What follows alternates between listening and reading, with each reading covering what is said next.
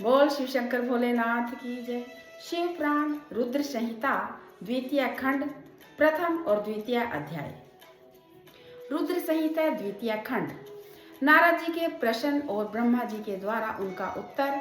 सदाशिव से त्रिदेवों की उत्पत्ति तथा ब्रह्मा जी से देवता आदि की सृष्टि के पश्चात एक नारी और एक पुरुष का प्राकट्य। नारद जी बोले, महाभाग महाप्रभु विद्यात, आपकी मुखारविंद से मंगलकारिणी शंभु कथा सुनते सुनते मेरा जी नहीं भर रहा है। अतः भगवान शिव का सारा शुभ चरित्र मुझसे कहिए। संपूर्ण विश्व की सृष्टि करने वाले ब्रह्मादेव, मैं सती की कीर्ति से युक्त शिव का दिव्य चरित्र सुनना चाहता हूँ। शोभाशालिनी सती किस प्रकार दक्ष पत्नी के गर्भ से उत्पन्न हुई, महादेव जी ने विवाह का विचार कैसे किया, पूर्व काल में दक्ष के प्रति रोष होने के कारण सती ने अपने शरीर का त्याग कैसे किया, चेतनाकाश की प्राप्त करके वे कि फिर हिमालय की कन्या कैसे हुई, पार्वती ने किस प्रकार उग्र तपस्या की और कैसे उनका विवाह हुआ, कामदेव का नाश करने वाले भगवान शंकर के आधे शरीर में वे किस प्रकार स्थान प्राप्त कर सके। महामते, इन सब बातों का आप विस्तार पूर्वक कहिए। आपके समान दूसरा कोई संशय का निवारण करने वाला ना है और ना होगा। ब्रह्मा जी ने कहा, मुने, देवी सती और भगवान शिव का शंभु तथा शुभ तथा यश परम पावन दिव्य और गोपनीय से भी अत्यंत गोपनीय है।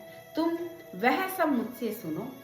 पूर्व काल में भगवान शिव निर्गुण निर्विकल्प निराकार शक्ति रहित चिन्मय तथा सत एवं असत से विलक्षण स्वरूप में प्रतिष्ठित थे।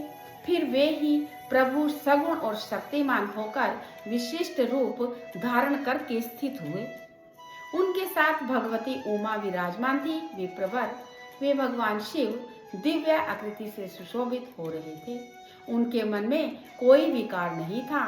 वे अपने परात्पर स्वरूप में प्रतिष्ठित थे। मुनिश्रेष्ठ, उनके बाएं अंग में भगवान विष्णु, दाएं अंग में ब्रह्मा और मध्य अंग में अर्थात हृदय में रुद्रदेव प्रकट हुए। मैं ब्रह्मा सृष्टि करता हुआ, भगवान विष्णु जगत का पालन करने लगे और स्वयं रुद्र ने संहार का कार्य संभाला। इस प्रकार भगवान सदाशिव स्वयं ही 3 रूप धारण करके स्थित हुए। उन्हीं की आराधना करके मुझ लोक पितामह ब्रह्मा ने देवता, असुर, मनुष्य आदि का संपूर्ण जीवों की सृष्टि की। दक्ष आदि प्रजापतियों और देव शिरोमणियों की सृष्टि करके मैं बहुत प्रसन्न हुआ और अपने को सबसे अधिक ऊंचा मानने लगा।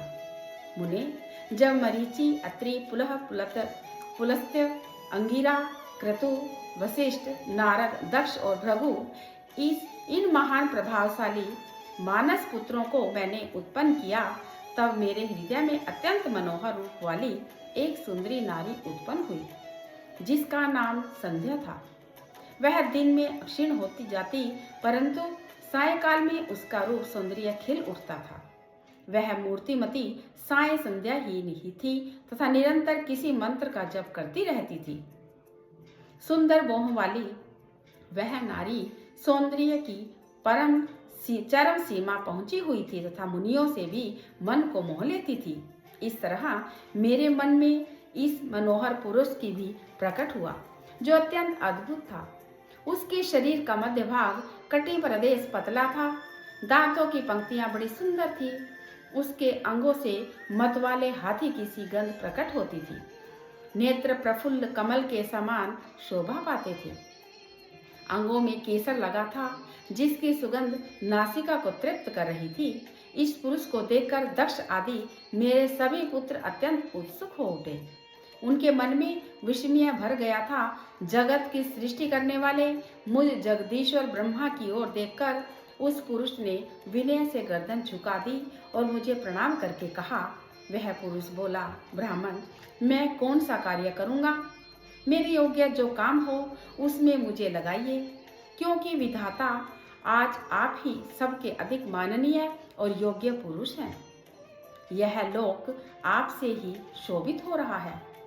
ब्रह्मा जी ने कहा, भद्र पुरुष, तुम अपने इसी स्वरूप से तथा फूल के बने हुए 5 बाणों से स्त्रियों और पुरुषों को मोहित करते हुए सृष्टि के सनातन कार्य को चलाओ। इस चराचर त्रिभुवन में ये देवता आदि कोई भी जीव तुम्हारा तिरस्कार करने में समर्थ नहीं होंगे। तुम छिपे हुए रूप से प्राणियों के हृदय में प्रवेश करके सदा स्वयं उनके सुख का हेतु बनकर सृष्टि का सनातन कार्य चालू रखो। समस्त प्राणियों का जो मन है वह तुम्हारे पुण्य में बाण का सदा अनायास ही अद्भुत लक्ष्य बन जाएगा और तुम निरंतर उन्हें मदमत्त किए हुए रहोगे। यह मैंने तुम्हारा कर्म बताया है जो सृष्टि का परिवर्तक होगा, और तुम्हारे ठीक ठीक नाम क्या होंगे इस बात को मेरे ये पुत्र बताएंगे। सुरश्रेष्ठ, ऐसा कहकर अपने पुत्रों के मुख की ओर दृष्टिपात करके मैं क्षण भर के लिए अपने कमल में आसन पर चुपचाप बैठ गया। बोल शिव शंकर भोलेनाथ की जय। शिव पुराण रुद्र संहिता फर्स्ट और पहला